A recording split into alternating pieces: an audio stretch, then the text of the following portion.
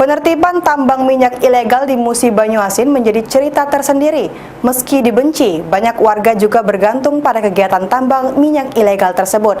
Sehingga tidak sedikit warga berharap jika tambang tersebut tidak ditutup.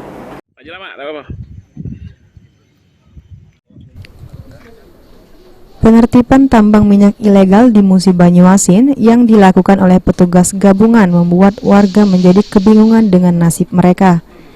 Saat ini tidak sedikit warga di Musi Banyuasin menggantungkan hidupnya dalam aktivitas tambang minyak ilegal tersebut. Sehingga mereka berharap jika kegiatan tambang minyak tidak ditutup oleh aparat dan pemerintah Musi Banyuasin.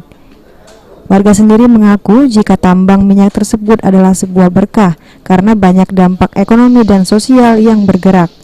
Selanjutnya, warga berharap agar ada solusi tepat bagi mereka tentang kebijakan tambang minyak tersebut karena sudah berlangsung sejak lama. Kalau udah yuak itu. Tapi Bapak mintanya ini ditertibkan secara dibina ya Pak ya masyarakat? Dibina. Jangan ditutup Pak ya? Jangan ditutup.